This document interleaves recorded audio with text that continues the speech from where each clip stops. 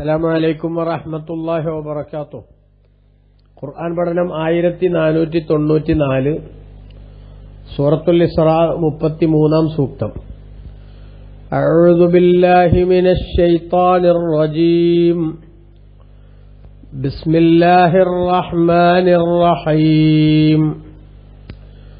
ولا تقتلوا النفس التي حرم الله إلا بالحق ومن قتل مظلوما فقد جعلنا لوليه سلطانا فلا يسرف في القتل إنه كان منصورا. صدق الله العظيم. بسم الله الحمد لله والصلاة والسلام على سيدنا محمد وآله وصحبه ومن تبعهم بإحسان إلى يوم الدين. أما بعد. ولا تقتلوا النفس التي حرم الله. അല്ലാഹു തആല കൊല്ലൽ ഹറാമാക്കിയ ഒരു ശരീരത്തെയും നിങ്ങൾ കൊല്ലരുത് ഇല്ലാ ബിൽ ഹഖ്, അവകാശത്തോടുകൂടെ അല്ലാതെ. വമൻ ഖുതില മദ്ലൂമൻ, മർദ്ദിതനായ നിലക്ക് ഒരാൾ കൊല്ലപ്പെട്ടാൽ, ഫഖദ് ജഅൽനാ ലി വലിയിഹി, അദ്ദേഹത്തിന്റെ കൊല്ലപ്പെട്ടവന്റെ രക്ഷിതാവിന് നാം നിശ്ചയിച്ചിട്ടുണ്ട് സുൽത്താനൻ, പ്രതിക്രിയക്കുള്ള അവകാശം നിശ്ചയിച്ചിട്ടുണ്ട്.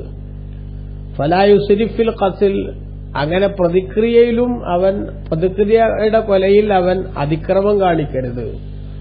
ഇന്നഹു കാന മൻസൂറ, കാരണം അയാൾ സഹായിക്കപ്പെടുന്നവനാണല്ലോ എന്ന് അല്ലാഹു സുബ്ഹാനഹു വ തആല പറഞ്ഞു. കഴിഞ്ഞ രണ്ടു കൽപ്പനകൾ, ഒന്ന് സന്താനങ്ങളെ കൊല്ലരുത് എന്ന് പ്രത്യേകം അല്ലാഹു തആല പറഞ്ഞു, രണ്ടാമത്തത് വ്യഭിചരിക്കരുത് എന്നും അല്ലാഹു തആല പറഞ്ഞു. അപ്പോ ലഭ്യമായ മക്കളെ കൊന്നുകളയരുതെന്നും അതേപോലെ മോശമായ രൂപത്തിൽ കുട്ടികൾ ജനിക്കുന്ന സാഹചര്യം ഉണ്ടാകരുതെന്നും ഉണർത്തിയതിനു ശേഷം മതപരമായി അംഗീകരിക്കപ്പെടാത്ത ഒരു കാര്യത്തിനു വേണ്ടിയുമുള്ള കൊല പാടില്ല എന്ന് പൊതുവായി അല്ലാഹു സുബ്ഹാനഹു വ തആല വിലക്കുകയാണ്. ഇവിടെ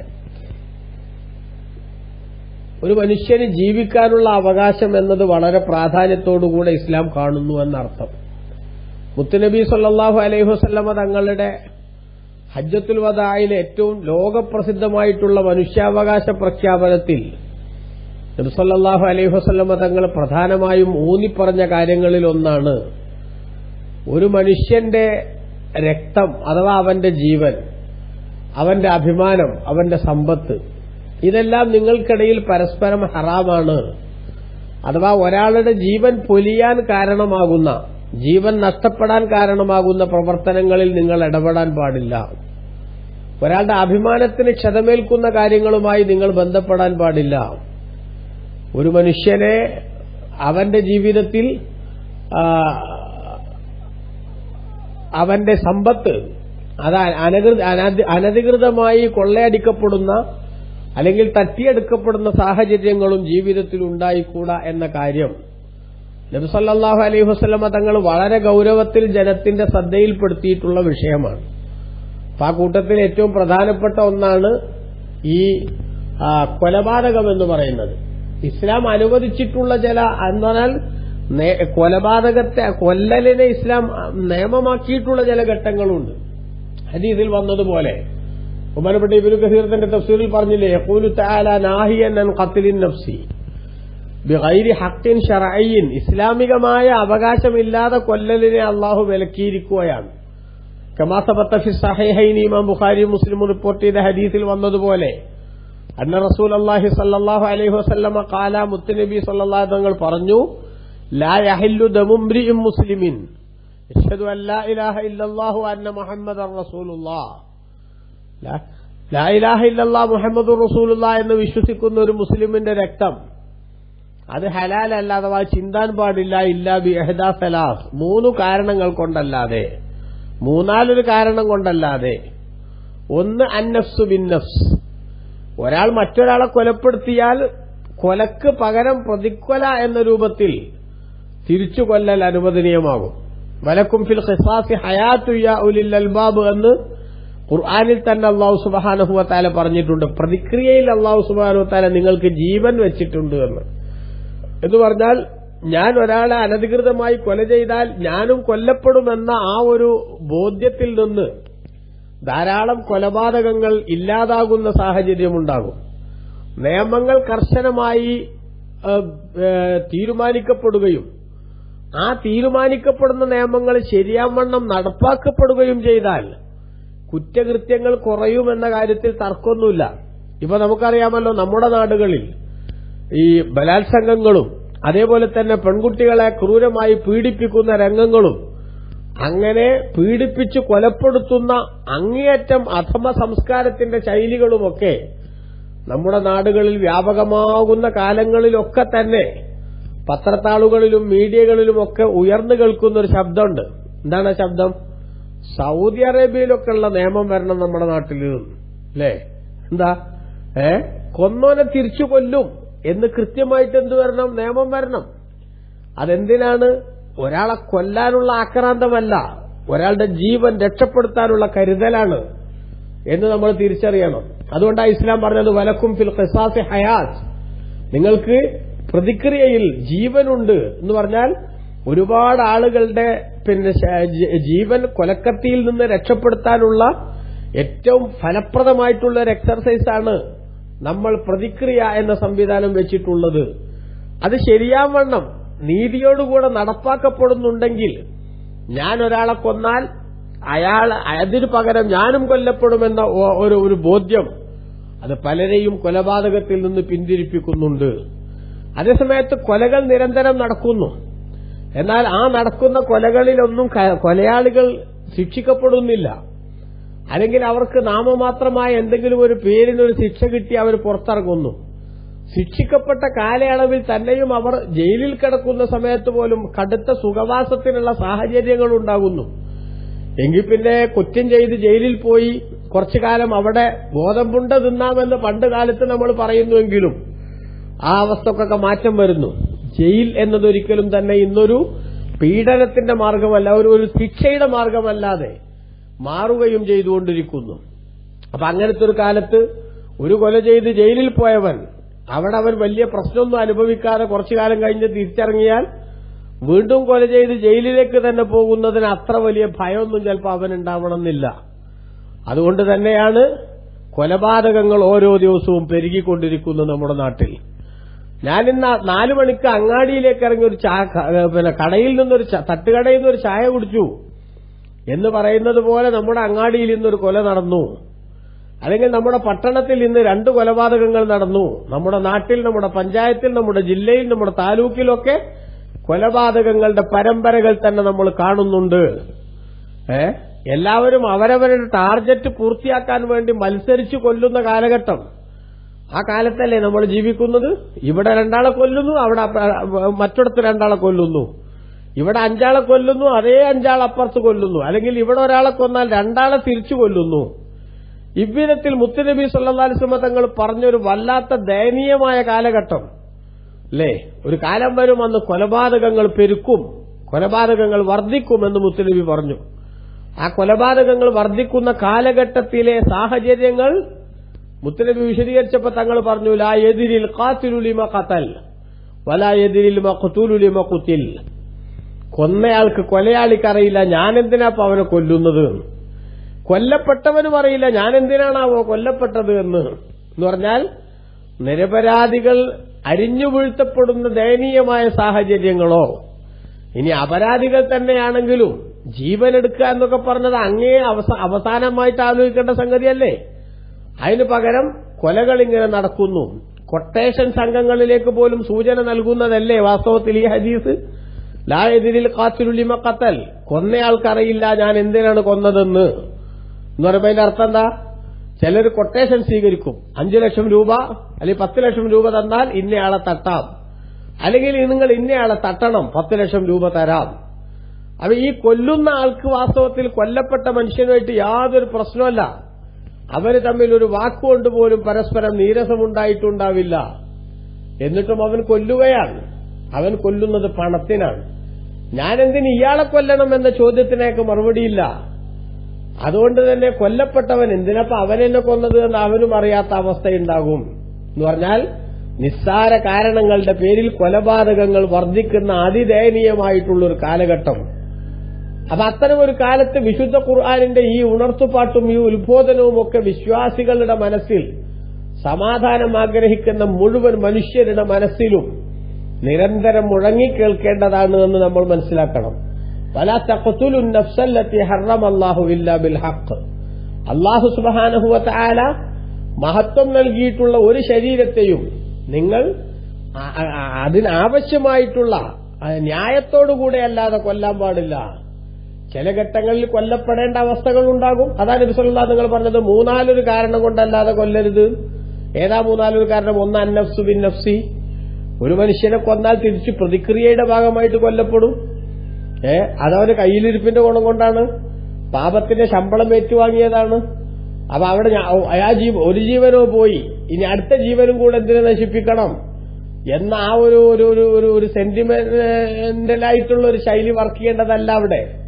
മറിച്ച് ഒരുപാട് ജീവനുകളെ രക്ഷിക്കാൻ ഇത്തരത്തിലുള്ള മാതൃകാപരമായിട്ടുള്ള ശിക്ഷാരീതികളും നടപടികളും നിലനിൽക്കണം എന്ന ചിന്തയാണ് വാസ്തവത്തിൽ മനുഷ്യന്റെ മനസ്സിൽ ഇസ്ലാം അത് മുഖേന രൂഢമൂലമാക്കുന്നത്. ഒരാൾ എന്തായാലും കൊല്ലപ്പെട്ടു, ഇനി അടുത്ത ആളെയും കൂടെ കൊന്നിട്ട് ഇപ്പൊ എന്തു കിട്ടാനാ, മറ്റാൾ തിരിച്ചു വരുമോ എന്ന ചോദ്യം അതെല്ലായിടത്തും പ്രസക്തമല്ല. മറിച്ച് അനധികൃതമായി അക്രമമായിട്ട് ഒരാൾ മറ്റൊരാളെ കൊല ചെയ്യുമ്പോൾ അവനിനി ജീവിക്കാൻ അവകാശമില്ല ഈ ഭൂമിയിൽ എന്ന സന്ദേശം തന്നെയാണ് സ്പ്രെഡ് ചെയ്യപ്പെടേണ്ടത്. അത്തരമൊരു സാഹചര്യം തന്നെയാണ് ജനങ്ങളുടെ മനസ്സിലേക്ക് നമ്മൾ സന്നിവേശിപ്പിക്കേണ്ടത്. അങ്ങനെ വരുമ്പോൾ ഓരോരുത്തരുടെയും ഉള്ളിൽ നിന്ന് കൃത്യമായിട്ടുള്ള ഒരു അവബോധം വളർന്നു വരും. നമ്മളാരും പുറത്തുനിന്ന് ഉപദേശിച്ചുണ്ടാക്കാതെ തന്നെ ഓരോരുത്തരുടെയും മനസ്സിലൊരു പ്രത്യേകമായിട്ടുള്ള ചിന്ത വരും. ഞാൻ കൊന്നാൽ ഞാനും കൊല്ലപ്പെടും, വാളെടുത്തവൻ വാളാൽ എന്ന ആ തത്വം അത് നടപ്പാക്കപ്പെടും എന്ന ഒരു ചിന്ത ഒരുപാട് സന്ദർഭങ്ങളിൽ ഇത്തരത്തിലുള്ള അക്രമങ്ങളിൽ നിന്ന് ആളുകളെ പിന്തിരിപ്പിക്കാൻ സഹായകമാകും. അതുകൊണ്ടാണ് ഡൽഹിയിൽ ഒരു പെൺകുട്ടി ക്രൂരമായി ബലാത്സംഗം ചെയ്യപ്പെട്ട് കൊല്ലപ്പെട്ട സമയത്ത് സൗദി അറേബ്യയിലെ നിയമമായിരുന്നു ഇവിടെ വേണ്ടിയിരുന്നത് എന്ന് സമാധാനപ്രിയരായിട്ടുള്ള ധാരാളം ആളുകൾ പറയുന്ന സാഹചര്യമുണ്ടായതെന്ന് വെറുതെ അല്ല പറയുന്നത്. കാരണം നിയമം കൃത്യമായി നടപ്പാക്കപ്പെടുന്നുണ്ട് എന്ന് വരണം. അതേസമയത്ത് നമ്മുടെ നാട്ടിലൊക്കെ ഒരു സാഹചര്യം എന്താ, കൂളായി ആളുകളുടെ മുന്നിൽ വെച്ച് കൊലപാതകം നടത്തിയിട്ട് ആ കൊലപാതകത്തിന് സാക്ഷികളില്ലാതെ വരുമ്പോൾ, അല്ലെങ്കിൽ ഏതെങ്കിലും അർത്ഥത്തിലുള്ള ഒരു ചെറിയ പഴുതിലൂടെ കൊലയാളിക്ക് പുറത്തേക്ക് ഇറങ്ങി വരാനുള്ള സാഹചര്യമുണ്ടാകുമ്പോൾ, 1000 കൊലകൾ നടക്കുമ്പോൾ ഒരു 100 കൊലകളിൽ പോലും, കൊലപാതകങ്ങളിൽ പോലും അർഹരായിട്ടുള്ള കുറ്റവാളികൾക്ക് ശിക്ഷ ലഭിക്കുന്നില്ല എന്ന അവസ്ഥ, അതിന് നമ്മുടെ നാട്ടിനെന്തുണ്ടാവും? ന്യായം പറയാനുണ്ടാകും. 1000 അപരാധികൾ രക്ഷപ്പെട്ടാലും ഒരു നിരപരാധി ശിക്ഷിക്കപ്പെടരുത്, അത് ശരി തന്നെയാണ്. പക്ഷേ ഇവിടെ നമ്മൾ മനസ്സിലാക്കേണ്ടത്, എന്തെങ്കിലുമൊക്കെ പഴുതുകൾ ഉപയോഗിച്ച് കൊലയാളികൾ, കുറ്റവാളികൾ രക്ഷപ്പെട്ടു പോകുന്ന, നിയമത്തിന്റെ കണ്ണ് വെട്ടിക്കുന്ന സാഹചര്യങ്ങൾ ഉണ്ടാകാതെ നോക്കാനുള്ള കടമ അധികൃതർക്ക് കൃത്യമായും ഉണ്ട്. പക്ഷെ പലപ്പോഴും അതുപോലും പാലിക്കപ്പെടുന്നില്ല. ഫലമോ നാട്ടിൽ കൊലപാതക പരമ്പരകൾ തന്നെ അരങ്ങേറുന്ന സാഹചര്യങ്ങൾ നമ്മൾ നിരന്തരം കണ്ടുകൊണ്ടിരിക്കുന്നു. വിശുദ്ധ ഖുർആനിന്റെ ഈ ഇവിടെയുള്ള കൽപ്പന നമ്മൾ ശരിക്കും മനസ്സിലാക്കുക. 3-4 കാരണം കൊണ്ടേ ഒരാളെ കൊല്ലാൻ പാടുള്ളൂ. ഒന്ന്, ഒരാളെ കൊന്നാൽ തിരിച്ചു കൊല്ലണം. മറ്റൊന്ന് വസ്ദാനിൽ മുഹ്സിൻ, വിവാഹം നിയമാനുസൃതമായി വിവാഹം ചെയ്ത് അതിന്റേതായിട്ടുള്ള സുഖങ്ങളൊക്കെ അനുഭവിച്ചൊരു മനുഷ്യൻ പിന്നീട് വ്യഭിചരിക്കുക. അങ്ങനെ വ്യഭിചരിച്ചാൽ വാസ്തവത്തിൽ അവൻ അനുവദിക്കപ്പെട്ടൊരു മാർഗം മുന്നിലുണ്ട്, എന്നിട്ടും ഇത്തരം അതിക്രമം ചെയ്ത സ്ഥിതിക്ക് അവന് ജീവിക്കാൻ അവകാശമില്ല. ഇസ്ലാമിക ഭരണകൂടമുള്ളിടത്ത് അവരെ കൊന്നുകളയും. മൂന്നാമത്തത് വത്താരിക്കുലി ദീനിഹി, അവന്റെ ദീൻ ഉപേക്ഷിച്ചു പോയിട്ടുള്ള ആളുകൾ ഇസ്ലാമിക ഭരണത്തിന് കീഴിലാണെങ്കിൽ അവർക്കും ജീവിക്കാൻ അവകാശമുണ്ടാവില്ല എന്ന് ബഹുമാനപ്പെട്ട ഇസ്ലാം പറഞ്ഞു. അപ്പൊ ഇങ്ങനെയുള്ള വേറെയും ചില ഹദീസുകളിലൊക്കെ വന്നിട്ടുണ്ട് ചില ഘട്ടങ്ങൾ. ആ ഘട്ടങ്ങൾ ഒഴിച്ച് ബാക്കി സന്ദർഭങ്ങളിലൊന്നും തന്നെ ഒരു ജീവൻ നഷ്ടപ്പെടാൻ പാടില്ല. ഒരു ജീവൻ നിലനിർത്താൻ എത്രത്തോളം ഇസ്ലാം ശ്രദ്ധ കൊടുത്തു എന്ന് നമ്മൾ മനസ്സിലാക്കണം. ദീൻ അഥവാ മതം അത് സംരക്ഷിക്കപ്പെടണം. അത് നിരുത്തരവാദപരമായി അതിനോടുള്ള സമീപനം പാടില്ല. രണ്ടാമത്തതൊരു ശരീരം, അത് വലിയ വിലയുള്ളതാണ്, നഷ്ടപ്പെടുന്ന ആ സാഹചര്യം ഉണ്ടാകാൻ പാടില്ല. മൂന്നാമത്തെ നമ്മുടെ പാരമ്പര്യം, അത് പവറോടുകൂടെ നിലനിൽക്കണം. അനധികൃത ബന്ധങ്ങളും വാപ്പയില്ലാത്ത കുഞ്ഞുങ്ങളുടെ ജനനവുമൊന്നും ലോകത്തുണ്ടാവരുത്. അതുകൊണ്ടാണ് വ്യഭിചാരത്തെ ഇസ്ലാം കണിശമായി വിലക്കിയത്. നാലാമത്തത് മനുഷ്യന്റെ ബുദ്ധി, അതിന്റെ ശരിയായ അവസ്ഥ നിലനിൽക്കുന്നതിന് തടസ്സമാകുന്ന മദ്യവും മയക്കുമരുന്നും ഉൾപ്പെടെയുള്ള സംഗതികളോടെല്ലാം നമ്മൾ രാജിയാവണം.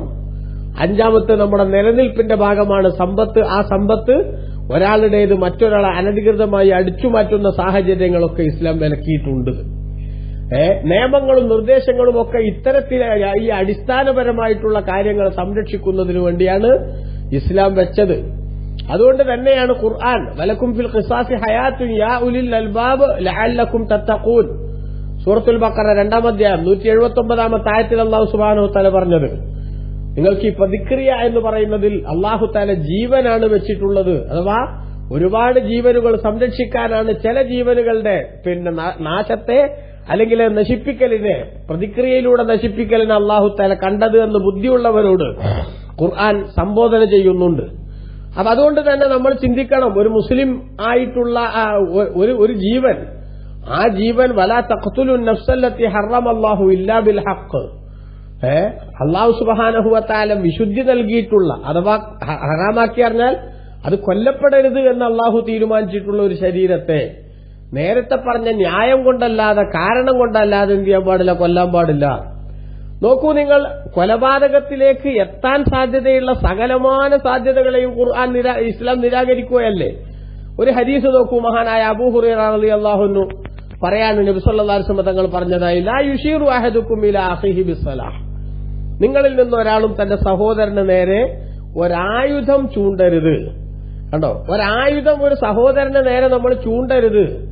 فإنه لا يدري لعل الشيطان ينزع في يده فيقع في حفرة من النار, പിശാച് അനധികൃതമായി ഇവന്റെ കയ്യിൽ നിന്ന് ആ ആയുധം അവന്റെ ശരീരത്തിലേക്ക് എത്താനുള്ള പണിയെടുത്തേക്കും. അബദ്ധത്തിൽ വെറുതെ ചൂണ്ടിയതാ തമാശക്ക്, പക്ഷെ ആ ആയുധം അവന്റെ ശരീരത്തിൽ തട്ടി എന്ന് പറഞ്ഞാൽ ഒരു പിശാചിന്റേതായിട്ടുള്ള ദുർപ്രേരണ അവിടെ നടന്നു. അക്കാരണം കൊണ്ട് ഈ മനുഷ്യൻ നരകത്ത് പോകേണ്ട അവസ്ഥ വരും. അതുകൊണ്ട് തന്റെ സഹോദരന് നേരെ ആയുധം ചൂണ്ടുന്ന സമീപനം പോലും ഉണ്ടാകരുതെന്ന കാർക്കശ്യത്തിന്റെ ശൈലിയാണ് ഇസ്ലാം നമ്മുടെ ശ്രദ്ധയിൽപ്പെടുത്തിയതെങ്കിൽ ഇന്ന് നടക്കുന്ന കൊലപാതകങ്ങളുടേതായിട്ടുള്ള സാഹചര്യങ്ങളുടെ അങ്ങേയറ്റത്തെ വിഷമകരമായ അവസ്ഥകളിൽ നിന്ന് രക്ഷപ്പെടാൻ എത്രത്തോളം ഇസ്ലാം നിർദ്ദേശം നൽകുന്നുണ്ട് എന്ന് നമ്മളെല്ലാവരും കൃത്യമായിട്ട് മനസ്സിലാക്കേണ്ടതുണ്ട്. ഒരാൾ അനധികൃതമായി കൊല്ലപ്പെടുമ്പോൾ, ബോധപൂർവ്വം മറ്റൊരു മനുഷ്യന്റെ നേരെ നമ്മൾ കൊലക്കത്തിയുമായി കടന്നു വരുമ്പോൾ, ഫജസാഉഹു ജഹന്നമു ഖാലിദൻ ഫീഹാ വഗളിബ അല്ലാഹു അലൈഹി വലഅനഹു വഅദ്ദ ലഹു അദാബൻ അളീമ എന്ന് 4-ാം അധ്യായം സൂറത്തുൻ നിസാഇന്റെ 93-ാമത്തെ സൂക്തത്തിൽ അല്ലാഹു സുബ്ഹാനഹു വ തആല പറഞ്ഞത് കാണാം. കരുതിക്കൂട്ടിയ ഒരു വിശ്വാസിയെ നമ്മൾ ജീവനെടുക്കുമ്പോ അതിന്റെ പ്രതിഫലമായി അല്ലാഹു തആല പറയുന്നത് ജഹന്നം എന്ന നരകത്തിലെ കാലാകാലമുള്ള വാസമാണ്. അതോടൊപ്പം തന്നെ അള്ളാഹു അവനോട് ദേഷ്യപ്പെടുകയും അവനെ അള്ളാഹു തആല ശപിക്കുകയും ചെയ്യും. അതുകൊണ്ടല്ലേ സത്യവിശ്വാസികൾ, ഇബാദുർ റഹ്മാൻ, അള്ളാഹുവിന്റെ അടിമകൾ, ശരിയായ അടിമകളുടെ ലക്ഷണങ്ങൾ പറയുന്നിടത്ത് സൂറത്തുൽ ഫുർഖാനിൽ അള്ളാഹു തആല പറഞ്ഞത്, വല്ലദീന ലാ യദ്ഊന മഅല്ലാഹി ഇലാഹൻ ആഖറ വലാ യഖ്തുലൂന അൻ-നഫ്സല്ലതി ഹറമല്ലാഹു ഇല്ലാ ബിൽ ഹഖ്. കേട്ടോ, അള്ളാഹുവിനോട് കൂടെ മറ്റു ആരാധ്യന്മാരെ സ്വീകരിക്കാത്ത, ശിർക്ക് ചെയ്യാത്ത ആളുകൾ, അതിനോട് ചേർത്തുകൊണ്ട് അള്ളാഹു പറയണത് എന്താണ്? മറ്റുള്ളവരെ കൊല്ലാത്ത ആൾക്കാർ എന്നാണ്. അപ്പോ അള്ളാഹുവിന്റെ ശരിയായ അടിമയാവണോ, നമ്മൾ അനധികൃതമായ കൊലപാതകങ്ങൾ നടത്താത്തവരാവണം എന്ന് ബഹുമാനപ്പെട്ട ഇസ്ലാം വളരെ വ്യക്തമായി വിശദീകരിച്ചില്ലേ. അപ്പൊ അതുകൊണ്ട് തന്നെ നമ്മൾ കാണണം, ഹദീസ് ഇദൽതഖൽ മുസ്ലിമാനി ബിസൈഫിഹിമാ ഫൽ ഖാതിലു വൽ മഖ്തൂലു ഫിന്നാർ, രണ്ട് മുസ്ലിമീങ്ങൾ ആയുധം കൊണ്ട് പരസ്പരം ഏറ്റുമുട്ടിയാൽ ആ കൊന്നവനും കൊല്ലപ്പെട്ടവനും നരകത്തിലാണ് എന്ന് മുത്തുനബി പറഞ്ഞു. അപ്പൊ സഹാബത്ത് ചോദിച്ചു, ഹാദൽ ഖാതിൽ ഫമാ ബാലുൽ മഖ്തൂൽ യാ റസൂലല്ലാഹ്, കൊന്നാളെ നരകത്തിലാണെന്ന് മനസ്സിലായി, പക്ഷെ കൊല്ലപ്പെട്ട ആളെങ്ങനെ നരകത്തിലാവുന്നത് നബിയെ? അതിന് റസൂലുള്ളാഹിന്റെ മറുപടി എന്തായാലും, അന്നഹു കാന ഹരീസൻ അലാ ഖത്ലി സാഹിബിഹി, അവൻ തന്റെ ഈ സഹോദരനെ കൊല്ലാനുള്ള താല്പര്യത്തിലായിരുന്നുവല്ലോ. തൽക്കാലം അവൻ കൊല്ലുന്നതിന് മുമ്പ് ഇവൻ കൊന്നു എന്നല്ലേ ഉള്ളൂ. അപ്പൊ നോക്കൂ, ഒരാളെ കൊല്ല ചെയ്യണം എന്ന അർത്ഥത്തിലുള്ള തീരുമാനവുമായി ഇറങ്ങിയിട്ട് ആ തീരുമാനത്തിനിടയിൽ കൊല്ലപ്പെട്ടവന് പോലും നരകം കിട്ടുമെന്ന് പറയുന്ന കാർക്കശ്യമാണ് ഇസ്ലാം നൽകുന്നതെങ്കിൽ അവിടെ നമ്മൾ ഗൌരവത്തോടുകൂടെ തന്നെ ഈ തെറ്റിന്റെ ഈ അക്രമത്തിന്റെ ശൈലി നമ്മൾ സൂക്ഷിക്കണം. എന്നിട്ട് അള്ളാഹു പറയാണ്, ഒമൻ ഖുത്തില മദ്ലൂമൻ, ആ മർദ്ദിതനായ നിലക്ക് ഒരാൾ കൊല്ലപ്പെട്ടാൽ, അതായത് കൊല്ലപ്പെടേണ്ടവനല്ലവൻ, ആ നിലക്കുള്ള ഒരാൾ കൊല്ലപ്പെട്ടാൽ ഫഖദ് ജഅൽനാ ലിവലിഹി സുൽത്താന, അവന്റെ രക്ഷിതാവിന് പ്രതിക്രിയ എന്ന് പറയുന്ന അധികാരം നാം നിശ്ചയിച്ചിട്ടുണ്ട്. രക്ഷിതാവിന് എന്ത് ചെയ്യാം? അധികാരമുണ്ട് എന്ന് പറഞ്ഞാൽ ആ അധികാരം നേരെ അവന് ഉപയോഗിക്കാം, അല്ലെങ്കിൽ പ്രായശ്ചിത്തം ബ്ലഡ് മണി വാങ്ങിക്കൊണ്ടോ അല്ലാത്ത നിലക്കോ മാപ്പ് ചെയ്തു കൊടുക്കുന്ന രീതിയും സ്വീകരിക്കാം. ഏതായാലും ശരി, അങ്ങനെ പ്രതിക്രിയ ചെയ്യുകയാണെങ്കിൽ ഫലാ യുസ്രിഫിൽ ഖത്ൽ, പ്രതിക്രിയ ചെയ്യുന്ന കൊലയിൽ നിങ്ങൾ അതിക്രമം കാണിക്കരുത്. ഒരാൾ മറ്റൊരാളെ കൊന്നു, കൊല്ലപ്പെട്ട ആളുടെ രക്ഷിതാവിന് ഭരണാധികാരിയുടെ അനുമതിയോടുകൂടെ, അല്ലാതെ നിയമം കയ്യിലെടുക്കാൻ പാടില്ല, ഭരണാധികാരിയുടെ അനുമതിയോടുകൂടെ അയാളെ തിരിച്ചു കൊല്ലുന്ന സമയത്ത് കൊലയിൽ അതിക്രമം കാണിക്കരുത് എന്ന് പറഞ്ഞാൽ, അയാൾ ഇങ്ങോട്ട് എങ്ങനെയാണോ കൊല നടത്തിയത് അതിനേക്കാൾ എന്തെങ്കിലും പ്രഹരശേഷി അദ്ദേഹത്തിന് ഏൽപ്പിക്കുന്ന രീതി ഉണ്ടാകാൻ പാടില്ല. അല്ലെങ്കിൽ കൊന്നു കഴിഞ്ഞതിന് ശേഷം അദ്ദേഹത്തിന്റെ അവയവങ്ങൾക്ക് കൂടുതൽ ഡാമേജ് ഉണ്ടാക്കുക ഇങ്ങോട്ടുണ്ടായതിനേക്കാൾ, അതും പാടില്ല. ഒരാളെയാണ് ഇങ്ങോട്ട് കൊന്നത്, പകരം രണ്ടാളെ തിരിച്ച് അങ്ങോട്ട് കൊല്ലുക, ഇതും പാടില്ല. ഇതൊക്കെ ഈ പ്രതിക്രിയയിൽ എന്ത് ചെയ്യരുത്? അതിക്രമം കാണിക്കരുത് എന്ന് പറഞ്ഞതിന്റെ പരിധിയിൽ വരും. കാരണം ഇന്നഹു കാന മൻസൂറ, നിശ്ചയം അവൻ സഹായിക്കപ്പെടുന്നവനാണല്ലോ. അതായത് അവന് അള്ളാഹുവിന്റെ ഭാഗത്ത് സഹായം കിട്ടിയതുകൊണ്ടാണല്ലോ കൊന്നതിന് തിരിച്ചു കൊല്ലാനുള്ള അവസരം ഉണ്ടായത്. അപ്പൊ ഒരവസരം അള്ളാഹു താല തരുമ്പോൾ ദുരുപയോഗം ചെയ്യരുത് എന്നുകൂടി ബഹുമാനപ്പെട്ട ഖുർആൻ ഇവിടെ സൂചിപ്പിക്കുകയാണ്. അപ്പൊ മനുഷ്യപ്പറ്റുള്ള തീരുമാനങ്ങൾ, രാജ്യത്ത് സ്വസ്ഥതയും സമാധാനവും നിലനിൽക്കാൻ ആവശ്യമായിട്ടുള്ള നിർദ്ദേശങ്ങൾ, അതാണ് വിശുദ്ധ ഖുർആൻ നമ്മുടെ ശ്രദ്ധയിലേക്ക് കൊണ്ടുവരുന്നത് എന്ന് മനസ്സിലാക്കുക. അല്ലാഹു സുബ്ഹാനഹു വ തആല നമുക്കെല്ലാവർക്കും അവന്റെ വിധിവിലക്കുകൾ പാലിച്ച് ജീവിക്കാൻ തൗഫീഖ് നൽകട്ടെ. ആമീൻ. വസല്ലല്ലാഹു അലൈഹി നബിയിൽ മുസ്തഫ മുഹമ്മദിൻ വആലിഹി വസഹബിഹി വസല്ലം. വൽഹംദുലില്ലാഹി റബ്ബിൽ ആലമീൻ.